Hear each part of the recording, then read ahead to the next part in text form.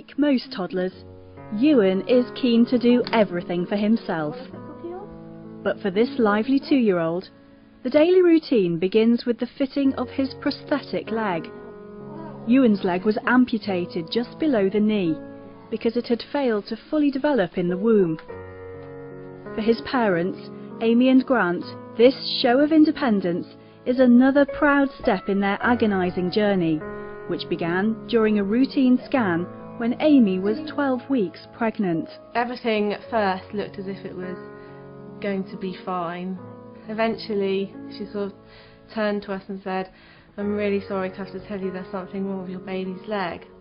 When you hear those words, it's very difficult to take it in, and I kind of remember thinking, yeah, but you know, it's just his leg, or you know, I just don't even think I understood really what she was saying. A closer look at the scan results and the consultant revealed more shocking news.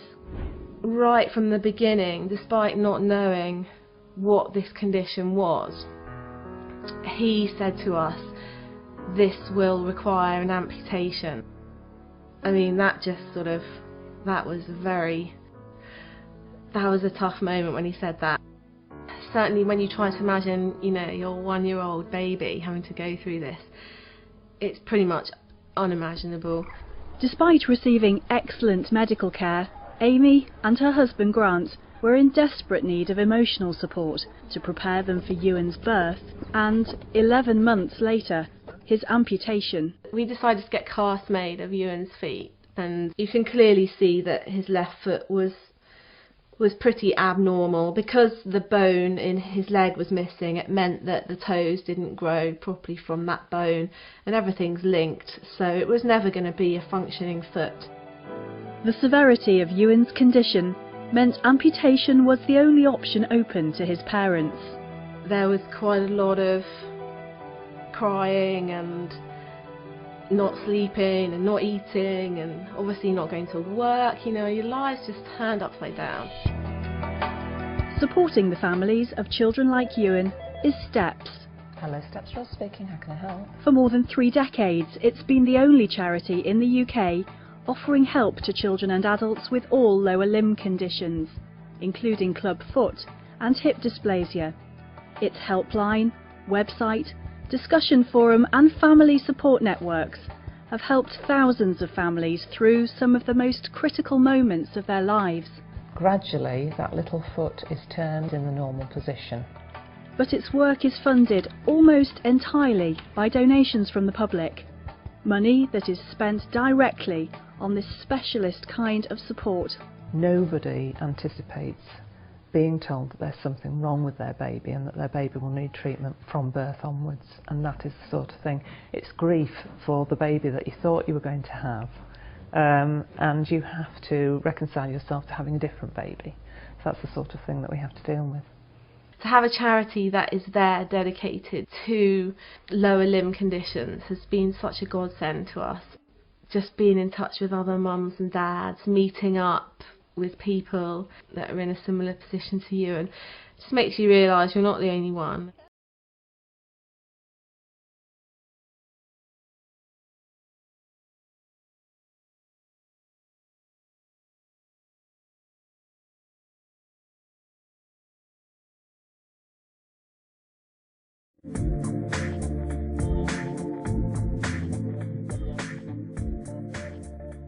Hello, and welcome to the world of families of children with club feet.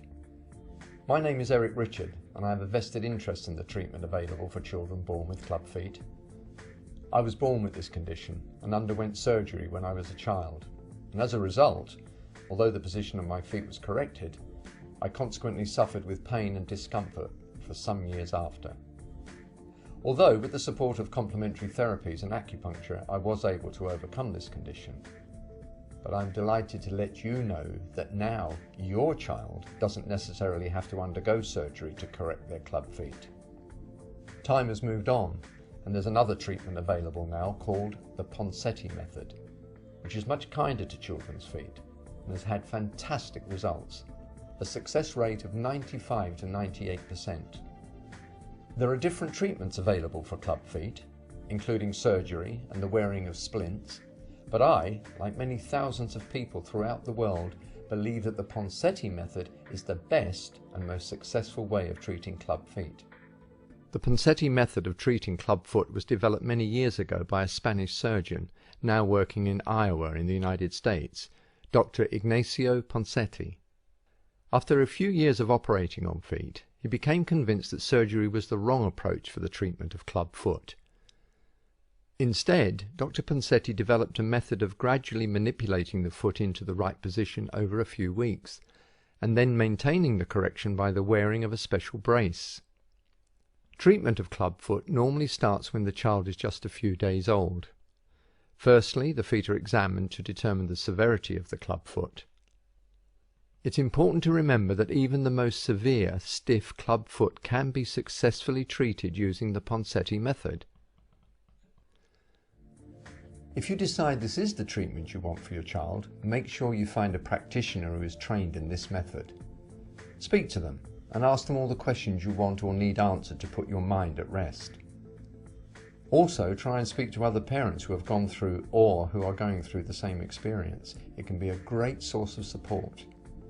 At the end of the film, there is a list of support organisations and websites you can visit to gain more information.